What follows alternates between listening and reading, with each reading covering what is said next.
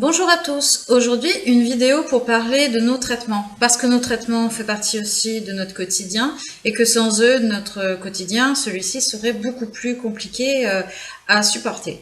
Donc différentes catégories de traitements. Alors il y a en premier tout ce qui est traitement symptomatique, donc ils sont là pour soulager la douleur liée à la maladie. Donc c'est en différents paliers. Il y a le palier numéro 1 qui là est le palier le plus bas, donc c'est-à-dire le paracétamol. Donc le paracétamol c'est le Doliprane, Efferalgan. Voilà. Palier numéro 2, on passe à la catégorie un petit peu plus élevée, donc intermédiaire. On passe à la codéine, donc Tramadol, Topalgique, et avec l'association Tramadol plus paracétamol, ça fait de l'Ixprime, donc certains connaissent, hein, moi j'y suis passée. Un autre, c'est aussi l'association d'opium avec du paracétamol, et là ça fait l'amaline. Donc celui-là aussi, je pense que certains y sont passés, moi aussi. Faut savoir que l'amaline, moi je l'ai pas du tout supporté, ça me faisait faire des vomissements, des nausées, j'étais vraiment pas bien. Donc c'est vrai que tout ce qui est opium et codéine, certaines personnes ne peuvent pas forcément le supporter. Donc à voir après avec votre médecin si vous sentez que vous avez des nausées, des vomissements, vous ne vous sentez pas bien du tout. Je pense qu'arrive à un moment donné, il faut en parler à votre médecin pour voir à changer votre traitement antidouleur. Et là on passe au palier numéro 3, c'est-à-dire le palier le plus élevé. Donc là on est sur de la morphine, de tout ce qui est oxycodone, donc c'est-à-dire l'oxycontin, l'oxynorme. Donc ça c'est de la morphine, voilà. Donc moi j'en suis à ce stade-là, c'est-à-dire que avant d'arriver au palier 3, il faut avoir eu des échecs sur le palier 1 et le palier 2. On ne va pas directement en palier 3. Je ne vois pas pourquoi on passera en palier 3 directement, parce qu'imaginez, vous ne supportez plus le palier numéro 3, votre douleur, c'est-à-dire votre corps s'est adapté à la morphine et tout ça, et que ça ne vous suffit plus, pardon, et on serait bien embêté de devoir repartir sur le palier 1 et 2 qui semblerait être du pipi de chat en clair pour votre douleur. Donc voilà, donc là on est bien clair là-dessus. Après, ce qu'il faut savoir, c'est qu'il ne faut surtout pas associer le palier numéro 2 et le palier numéro 3. Donc palier numéro 2, je rappelle, c'est de la codéine et de l'opium. Et le palier 3, c'est de la morphine. Si vous associez les deux, vous risquez d'avoir des vomissements, des gros problèmes de somnolence. Et en plus, tous les effets secondaires qui sont indiqués sur ces boîtes-là vont être majorés. Donc à limiter l'association des deux. Donc voilà. Après... pour ce qui est de l'oxycontin, pour ceux qui ont l'oxycontin, donc moi je vais vous montrer, j'en ai, donc vous avez pu voir qu'il y a écrit LP là. Donc le LP, ça veut dire en fait que c'est à libération prolongée. C'est-à-dire que vous allez prendre votre cachet de morphine et en fait, il va agir tout le long de la journée, voilà, jusqu'à votre prochaine prise.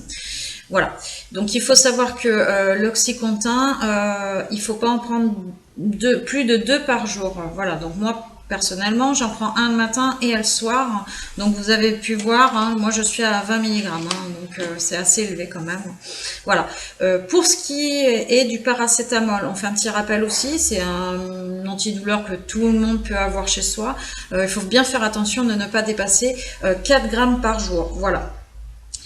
Pour la morphine et l'oxycontin, tout ce qui est oxycodone, attention, ne surtout pas arrêter d'un coup.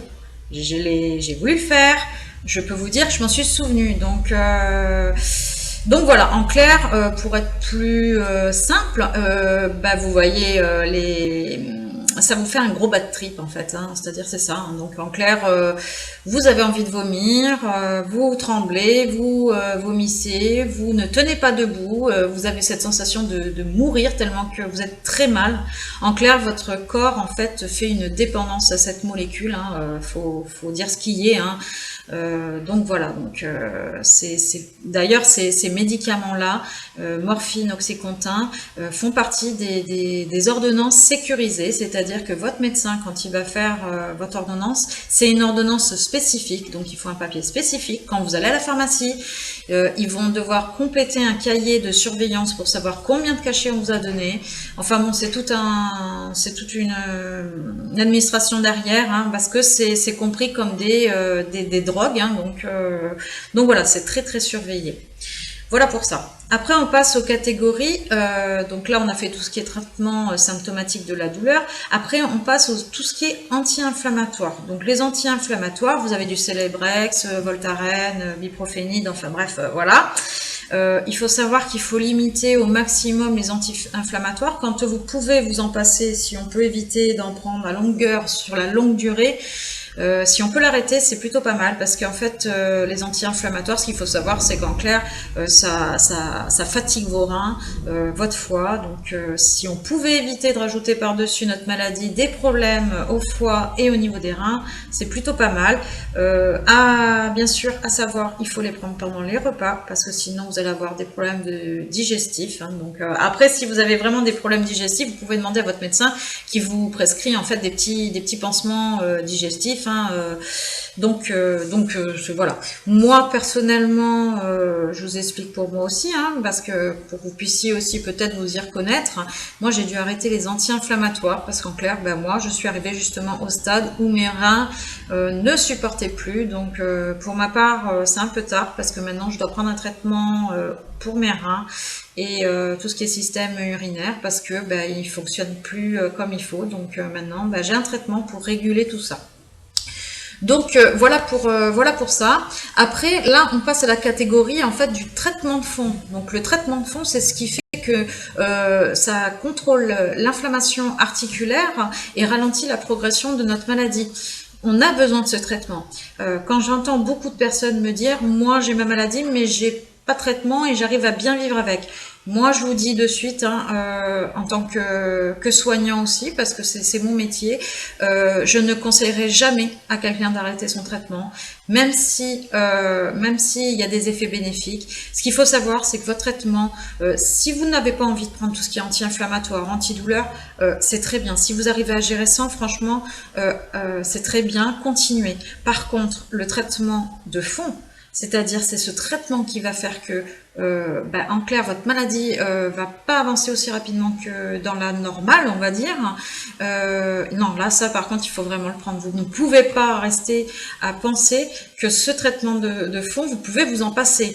Même si dans votre quotidien, vous le vivez bien, il faut savoir que pendant tous les mois où vous ne prendrez pas le traitement de fond, je parle bien du traitement de fond, je parle pas des autres, où là, vous pouvez effectivement vous en passer. Le traitement de fond, ça veut dire que si vous ne l'avez pas, en clair, c'est comme si on vous arrêtait pas la maladie, si on ne vous la freinait pas en clair.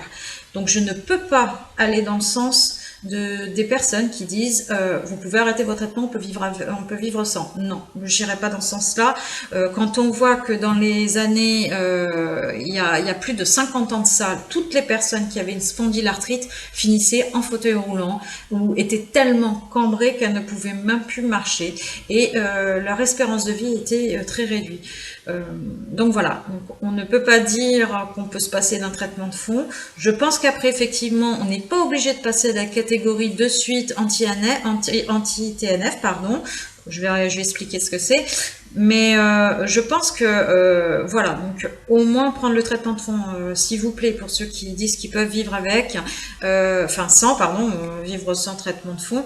Voilà, donc à réfléchir, essayez d'en parler à votre médecin peut-être pour comprendre ce que vous pouvez éventuellement faire pour limiter la casse par rapport à votre maladie, tout en, effectivement, si vous arrivez à vivre sans médicaments, tant mieux, moi je vous dirais. Mais pensez à votre avenir quand même. C'est la seule chose que je voudrais rajouter. Donc, pour le traitement de fond. Donc, le traitement classique, c'est-à-dire que toutes les personnes, la plupart des personnes qui sont sur cette page ou qui regardent cette vidéo et qui ont une spondylarthrite, on est tous passés par le méthotrexate ou le méthojex, c'est-à-dire c'est la même molécule mais en version à injecter. Voilà. Donc ça, c'est des molécules, je ne peux pas vous dire précisément ce que c'est. Ce qu'il faut savoir, c'est qu'il y a une grande surveillance derrière. Il doit y avoir des prises de sang tous les 3 mois maximum pour vérifier, parce qu'en fait, c'est des molécules qui sont... voilà, faut dire ce qui est. En fait, le méthotrexate et méthoject, ça fait partie des mêmes familles que tout ce qui est pour les traitements de la leucémie. Donc c'est une mini chimio, alors je précise bien mini chimio, hein, c'est pas le stade cancérigène et tout ça, enfin bref, voilà. Donc faites attention là-dessus, hein, une bonne surveillance. Après, pareil, ne pas interrompre d'un coup. C'est des traitements, on peut pas s'amuser avec, on peut pas faire le gaga avec, même si on aimerait bien s'en débarrasser. Attention, demandez avec votre médecin comment diminuer ou voir ce qui peut être adapté. Voilà. Après, il y a les fameux biomédicaments. Donc les biomédicaments, je vais y arriver, c'est tous les anti-TNF. Donc les anti-TNF, il faut savoir que depuis qu'ils existent, grâce à eux, toutes les personnes qui sont au niveau des spondylarthrites ont tous à un moment donné, je pense, dit « Waouh, miracle !» Voilà.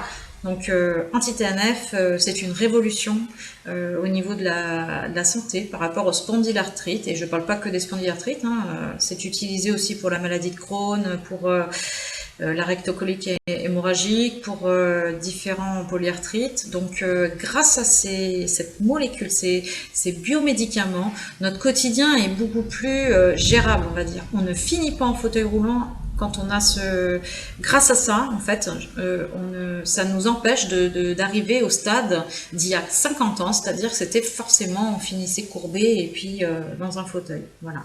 Donc grâce à eux, notre quotidien est beaucoup plus acceptable, ce qui peut permettre aussi de pouvoir récupérer un petit peu de vie, un petit peu d'autonomie. Pour ma part, moi, avant d'avoir les anti-TNF, je marchais quasiment plus.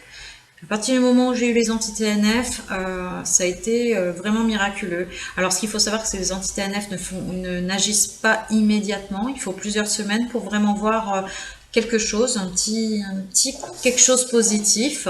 Donc voilà, donc ça, pour toutes les personnes qui se font prescrire les anti-TNF, ne démoralisez pas si vous ne voyez rien venir dans les semaines qui arrivent. Ça peut mettre même 3 mois. Moi, je sais qu'on m'a rassuré là-dessus parce que je ne voyais rien venir et on m'a dit attendez, il faut des fois presque 3 mois avant que le corps puisse réagir. Voilà, donc en fait les anti-TNF sont là pour bloquer la réaction inflammatoire qui est responsable de la destruction de nos articulations. Donc en anti-TNF, il y a Lumira, Enbrel, Simponi et Remicade. Voilà, il y en a 4. Donc 4. Personnellement, j'ai essayé Lumira et j'en suis au Simponi. Voilà. Et bien sûr, derrière, il y avait le méthotrexate, méthoject et tutti quanti. Voilà. Donc, alors, vous avez deux façons. Alors, les anti-TNF se font par voie injectable. Alors, pour certains, il me semble que pour l'Enbrel ou le Remicade, ça se fait en hôpital de jour, hein, sous surveillance. Donc après, à voir, parce que c'est en intraveineuse, il me semble. Là, par contre, à détailler, parce que je ne connais pas ce traitement réellement, parce que je n'y ai pas eu à y faire, en fait. Voilà, donc moi, j'ai essayé Lumira, je l'ai pris en seringue, et je continue à prendre en seringue, je vous explique pourquoi. Parce que honnêtement, Lumira est très douloureux au niveau de l'injection. Donc que quand on fait une injection soi-même en fait, parce que le stylo, ça envoie directement d'un coup le liquide dans le corps, donc ça fait très mal. Hein. Honnêtement, il y en a beaucoup qui se plaignent de ces douleurs. Je vous conseillerais de prendre la seringue, comme ça vous pouvez aller à votre vitesse, même si vous mettez 10 minutes à vous injecter le produit, au moins vous allez tranquillement et à votre rythme, et vous verrez que ça se passera beaucoup mieux. Il faut savoir que l'anti-TNF, la piqûre, se conserve au frigo et elle se sort au moins 30 minutes avant, parce que si vous injectez le produit à peine sorti du frigo, je peux vous dire que vous allez vous en souvenir. Voilà. Voilà pour ça. Donc, pour les effets immédiats, voilà, il n'y en a pas, il faut attendre quelques semaines. Enfin, je dis il n'y en a pas, il y a peut-être des personnes à qui ça fait un effet immédiat, tant mieux. Voilà. Par contre, ça je l'ai déjà dit sur une vidéo sur les anti-TNF, je le répète, les anti-TNF, attention aux infections. Si vous voyez que vous avez de la fièvre, vous ne vous sentez pas bien, enfin bref, vous êtes malade, même si c'est une simple angine, je vous conseillerais d'aller consulter votre médecin pour voir s'il n'y a pas un terrain infectieux. Parce que s'il y a un terrain infectieux, l'injection ne peut pas se faire. Voilà, parce que ça serait trop dangereux de faire une piqûre sur une infection. Parce que comme je l'ai déjà expliqué, les anti-TNF, en fait, diminue la réponse de notre corps niveau immunité. Donc voilà, donc je vous le dis, faites attention. Voilà. Je vous remercie de votre fidélité et n'hésitez pas à me contacter via la page donc le journal d'une spondie. Merci à tous pour encore pour vos messages, vos mails. J'ai une adresse mail que j'ai créée, pareil, elle est sur en bas de la vidéo, vous pourrez la voir. Voilà, je vous remercie et puis je vous dis à plus tard pour une prochaine vidéo. Merci.